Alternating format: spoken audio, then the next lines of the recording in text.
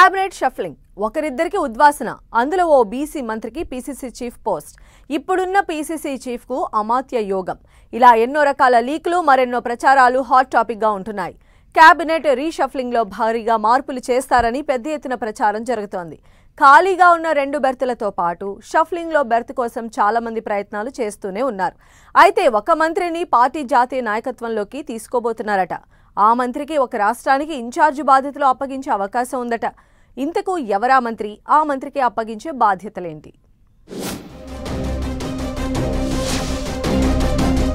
స్థానిక ఎన్నికల తరువాత కేబినెట్లో మార్పులు పక్కానా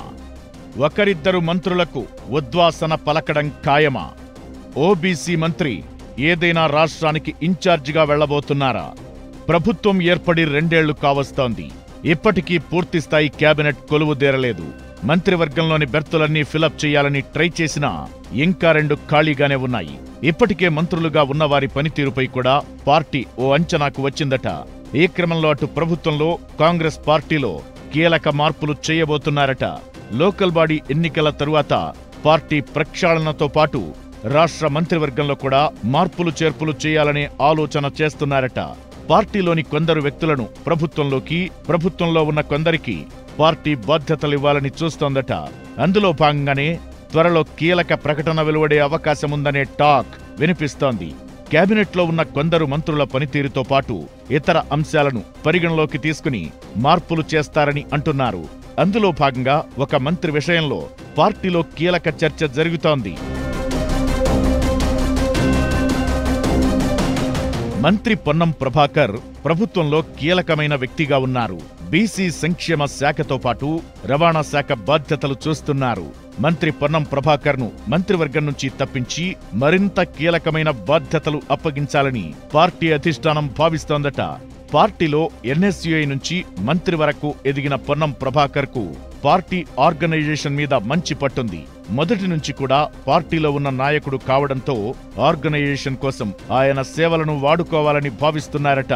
కాంగ్రెస్ పెద్దలు అయితే నిన్న మొన్నటి వరకు పొన్నంకు పార్టీ పీసీసీ చీఫ్ గా అవకాశం కల్పిస్తారని ప్రస్తుతం పీసీసీ చీఫ్ గా ఉన్న మహేష్ కుమార్ గౌడ్ ను ప్రభుత్వంలోకి తీసుకుంటారనే ప్రచారం జోరుగా జరిగింది మహేష్ కుమార్ గౌడ్ కు ప్రభుత్వంలో డిప్యూటీ సీఎం హోదా కట్టబెడతారనే చర్చ కూడా ఉంది కానీ ప్రస్తుతం పార్టీలో నెలకొన్న సిచ్యువేషన్ ను బట్టి పీసీసీ చీఫ్ గా మహేష్ కుమార్ గౌడ్ ను కంటిన్యూ చేస్తారట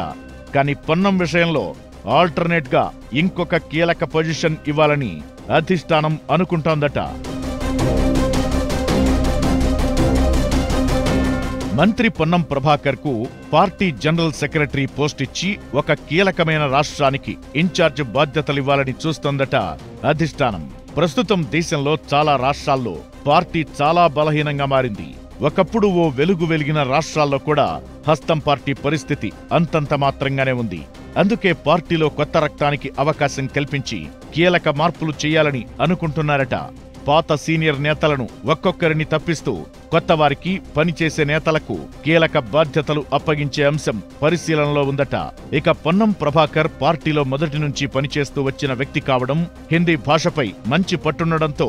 ఏదో ఒక రాష్ట్రానికి పార్టీ ఇన్ఛార్జిగా పంపిస్తారని అంటున్నారు నార్త్ స్టేట్స్ లో ఒక కీలకమైన రాష్ట్రానికి ఇన్ఛార్జ్ బాధ్యతలిచ్చే అవకాశమున్నట్లు చర్చ జరుగుతోంది ఇప్పటికే తెలంగాణకు చెందిన వంశీచంద్ రెడ్డి సంపత్ కుమార్ వంటి నేతలకు కీలక బాధ్యతలిచ్చింది ఏఐసీసీ ఇక లేటెస్ట్ గా మంత్రి పొన్నం ప్రభాకర్ ను కూడా అవసరం ఉన్న చోటుకు పంపించి